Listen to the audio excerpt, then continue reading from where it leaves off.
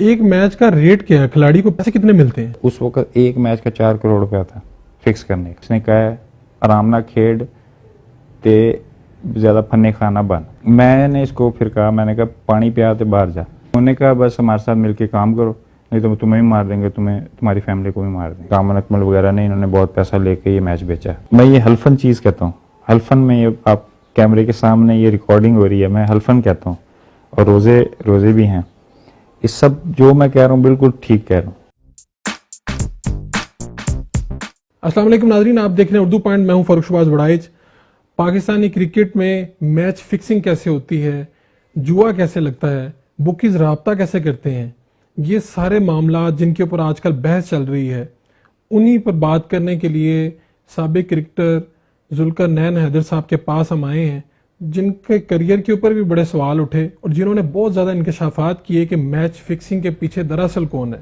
उन्हीं से बात करते हैं। देखें जी, मैच फिक्सिंग तो होती है क्योंकि हर 3 महीने बाद 6 महीने बाद कोई ना कोई स्कैंडल आता है। फिर आप ये देखें, आसिफ इकबाल से लेके, आसिफ इकबाल जो हमारे पुराने प्लेयर थे, उस वक्त से लेके अब तक नित नए जो वो स्कैंडल्स आते हैं, उसमें चाहे वसीम अकरम का हो, जस्टिस क्यूम वाली रिपोर्ट हो, उसके बाद चाहे आमिर वाला इंसिडेंट हो, या हर जो 6 महीने के बाद नया इशू आता है। 10-15 प्लेयर्स हमारे पकड़े भी गए हैं अभी तक, डोमेस्टिक में हमारे पकड़े जाते हैं। तो फिक्सिंग तो है और माफिया जो है वो काम करता है अपना, लेकिन ये है कि हम इसको रोक नहीं सकते, हम इसको कम जरूर कर सकते हैं। देखिए, मैं तकरीबन 20 साल डोमेस्टिक खेला हूँ, ठीक है। मैं इनके उसमें शिकंजे में नहीं आया, मैंने हमेशा इनके अगेंस्ट गया हूँ, चाहे वो डोमेस्टिक शुरू से लेके अब तक। क्योंकि लाहौर में जब मैं खेलता था उस वक्त भी एक माफिया काम करता था जो पैसे लेके लड़के खिलाता था। ये छोटे लेवल से स्टार्ट होता है और ये जो लड़का इनके शिकंजे में आता है उन्हीं को ये डोमेस्टिक से उठा के ऊपर लेके जाते हैं, इंटरनेशनल में भी लेके जाते हैं। ये डोमेस्टिक से शुरू होता है काम, जो 2 लाख 5 लाख 3 लाख देता है सिलेक्टर को। अभी तो नहीं पता मुझे क्योंकि 1-2 साल से मैं डोमेस्टिक नहीं खेल रहा। पहले ये होता था कि काफ़ी जो कोचेज हैं उन पे बैन भी लगे और जो है मैनेजर्स पे भी बैन लगे जिन्होंने पैसे लेके लड़के खिलाते रहे डोमेस्टिक्स में। ये शुरू से एक माफिया है, छोटा माफिया होता है, छोटा माफिया से ही आहिस्ता आहिस्ता बड़ा माफिया बनता जाता है। क्योंकि ये शुरू होते हैं डोमेस्टिक से, जो रीजनल क्रिकेट है उसमें ये कोचेस के साथ मिले होते हैं, जो मैनेजर्स हैं उनके साथ मिले होते हैं, प्लेयर्स के साथ। फिर ये उनको प्रमोट करने के लिए कोचेस को पैसे देते हैं, लड़के खुद भी देते हैं। लेकिन मैं 2-3 साल कप्तान रहा, मैंने सख्ती से मना किया था। जिस लड़के का मुझे पता चल गया मैं उसको टीम में नहीं खिलाऊंगा कि उसने कोच या सिलेक्टर को पैसे दिए। सिलेक्टर्स को भी पैसे लगते हैं, जिन पे सिलेक्टर्स पे भी काफ़ी दफ़ा बैन हो चुका है। तो ये एक क्लब लेवल में भी अब तो शुरू हो गया कि जो लड़का खाने खिलाता है या कुछ अच्छे राब्ते लड़ाता है, वो लड़के को क्लब लेवल पे भी प्रमोट किया जाता है। फिर वो आहिस्ता क्लब में लेवल में परफॉर्मेंस करवा के उसको डोमेस्टिक में लेके आया जाता है, डोमेस्टिक में परफॉर्मेंस करा के फिर वो ऊपर लेके जाते हैं। और ये डोमेस्टिक में भी जिस तरह परफॉर्मेंस करवाते हैं वो भी सारा मुझे आइडिया है कि जान के ये उस लड़के को उस लेवल उस नंबर पे भेजते हैं। फिर फील्ड सेट ऐसी की जाती है कि ये परफॉर्मेंस करे, बॉलर्स को सामने पर बॉलर्स ऐसे लगाए जाते हैं कि ये परफॉर्मेंस करे। पहले तो उसको प्रॉब्लम्स की जाती हैं, उसको चांस ही नहीं दिया जाता। किसी तरह वो आ भी जाए तो उसके साथ फिर उनके वो जो है वो नीचे नंबर्स पे खिलाया जाता है, फिर डिफरेंट तरीकों से उसको जो है वो डिस्टर्ब किया जाता है। मैं आपको एक बात बताना चाहूँ, मैंने बोर्ड को 2006 में भी एक इन्फॉर्मेशन दी थी कि मैं लाहौर का कप्तान था।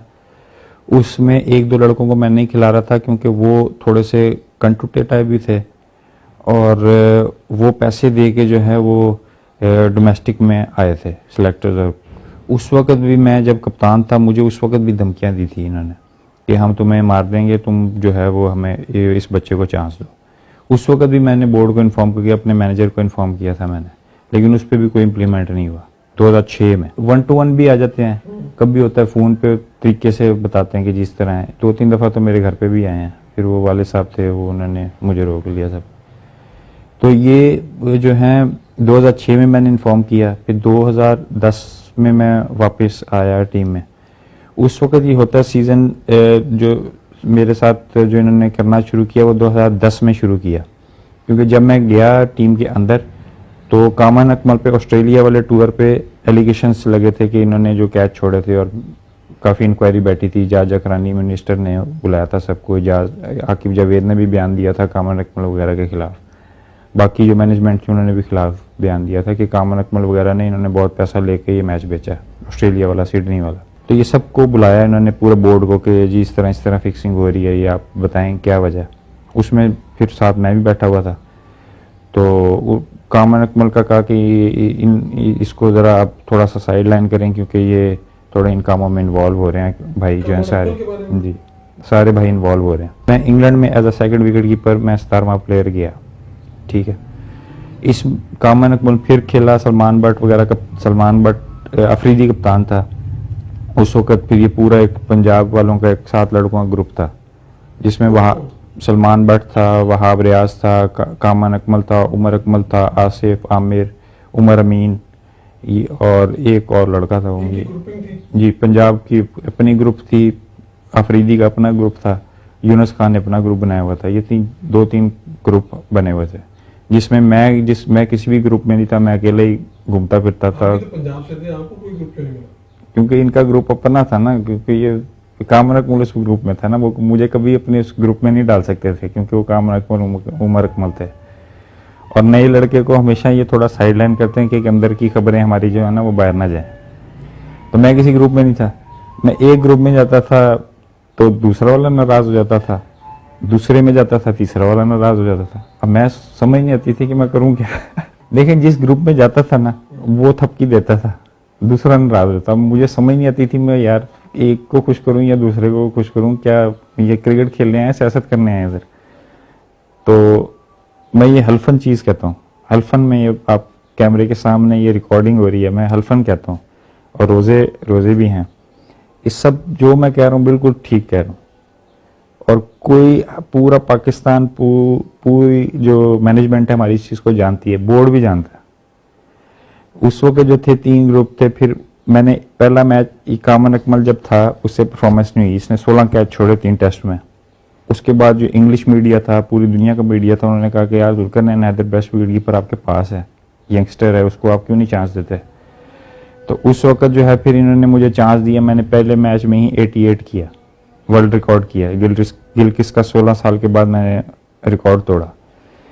माइनर सी इंजरी थी मुझे टेस्ट से पहले, जो कीपर्स को होती है, जो अभी भी निकालें तो 5-6 हेयरलाइन फ्रैक्चर मेरे निकले हैं। शफकत राना और यावर सईद ने मुझे अपने रूम में बुलाया, ठीक है, ये मैं हल्फन कहता हूँ। उन्होंने कहा हम आपको वापस भेज रहे हैं और अगर आपसे मीडिया पूछे तो आपने कहना मैं इंजर्ड हूँ। गड़बड़ थी तो शायद अफरीदी पहले टेस्ट के बाद छोड़ के वापस आ गया था कि ये जो है फिक्सिंग कर रहे हैं और ये ग्रुप बनाया हुआ इन्होंने 7 लड़कों। पता चल गया था आप निकालें ऑस्ट्रेलिया वाली सीरीज और इंग्लैंड वाली सीरीज। पहले टेस्ट के बाद अफरीदी रिजाइन करके वापस आ गया था, इजाज बट ने फिर सलमान बट को कप्तान बनाया था। जब इन्होंने मुझे वापस भेजा 88 के बाद, तो मीडिया ने क्वेश्चनिंग की कि भाई एक बंदा इतनी अरसे बाद अच्छा विकेट कीपर आया है, बैटिंग भी उसने वर्ल्ड रिकॉर्ड किया है, कीपिंग भी की है, तो उसको क्यों वापस भेजा गया।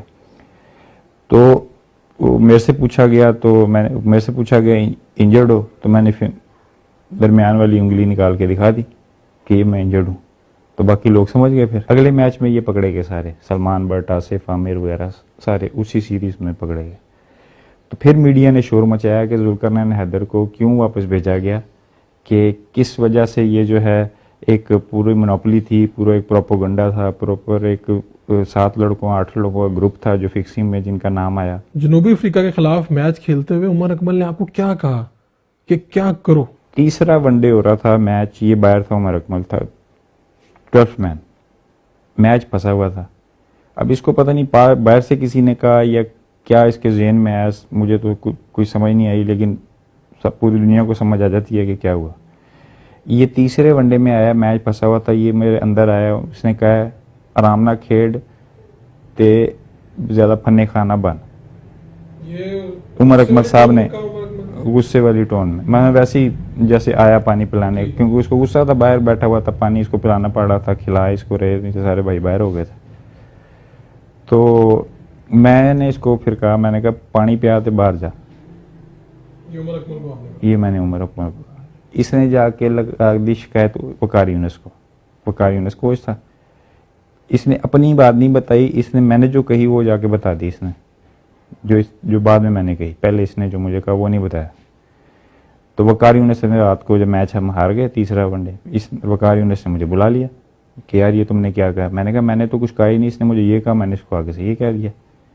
कहता चलो आप अभी जूनियर हो, इस तरह ज़रा कंट्रोल करो ये। मैंने कहा मैंने कुछ कहा ही नहीं, तो ये तो रिएक्शन में मैंने कहा था इसको कि पानी पियाते बाहर जा, मैच फंसा हुआ था। तो फिर मैं रूम में आ गया वापस। वो बुकीज आपको कहाँ पर मिले और उन्होंने आपको क्या कहा? ग्रैंड हयात होटल है दुबई में, 5 स्टार होटल है। उसकी जो लॉबी थी उससे आप बाहर जाएं फूड कोर्ट की तरफ, फूड कोर्ट में हम रोज जाते थे खाना खाने, सारे प्लेयर जाते थे।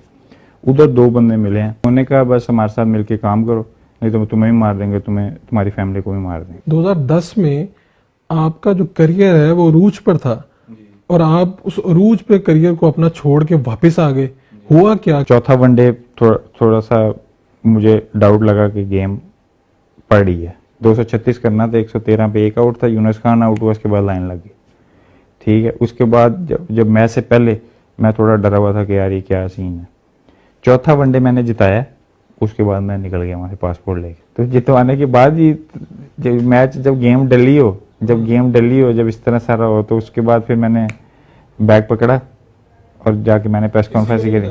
किसी को नहीं बताया, ना मैनेजर को, क्योंकि मैनेजर खुद कोच वगैरह जो प्रेशर मेरे पे डाल रहे थे, मुझे तो यकीन ही नहीं था किसी पे कि ये इस तरह है। सिर्फ मुझे ये डर हुआ कि ये जो उन्होंने धमकियां दी ना, उसकी वजह से मैं वहां से बुखलाहट में निकल गया। तो मैं फिर पासपोर्ट लिया, इंग्लैंड चला गया। उधर जाके मैंने प्रेस कॉन्फ्रेंस कर दी कि ये सारे मैच फिक्सिंग कर रहे हैं इन्होंने, सारी इंग्लैंड टूर पे भी मैच फिक्सिंग हो रही थी, ये हो रहा था, वो हो रहा था। फैमिली को भी तंग करते हैं, मेरे 2 दफा लेटर हैं मेरे घर पे, इसको कोच चुप रहे वरना मार दे। एक मैच का रेट क्या है? खिलाड़ी को पैसे कितने मिलते हैं? उस वक्त एक मैच का 4 करोड़ रुपया था फिक्स करने का। 8, 9, 10 करोड़ रुपए पे ये बिकते हैं प्लेयर। फिक्सिंग होती है, dot by ball to ball भी होती है, फिर फैंसी होती है 5 ओवर में आपने ये करना है, 5 ओवरों में इससे ऊपर स्कोर नहीं जाने देना। फिर होता है 10 ओवरों से आपने ऊपर नहीं जाने देना, 50 ओवरों में इतना आपने लिमिटेड स्कोर रखना है। क्योंकि हमें पता है सारा, मैंने तो आज तक मैंने नहीं कभी हुआ नहीं, लेकिन मुझे पता है इन चीज़ों। कौन से सीनियर खिलाड़ी और कोच या सिलेक्टर जिनके बारे में आपको लगा हो कि ये लोग मैच फिक्सिंग में मुलविस हैं? जब तक पीसीबी खुद इस पे एक्शन नहीं लेगा कभी कोई ठीक नहीं हो सकता। क्योंकि देखें आप, पीएसएल में जितने कोच आपके लगे हुए हैं, चाहे वसीम अकरम हो, चाहे क्या कहते हैं मुश्ताक अहमद हो, चाहे मोइन खान हो, चाहे एक दो और कोच जो लगे हुए हैं, ठीक है, जो असिस्टेंट कोच भी हैं, उन पे जस्टिस क्यूम की आप रिपोर्ट निकालें, सारे जिनके नाम जस्टिस क्यूम की रिपोर्ट में है वो सारे पीएसएल के साथ लगे हुए हैं। तो आप क्या लड़कों से क्या एक्सपेक्ट करेंगे?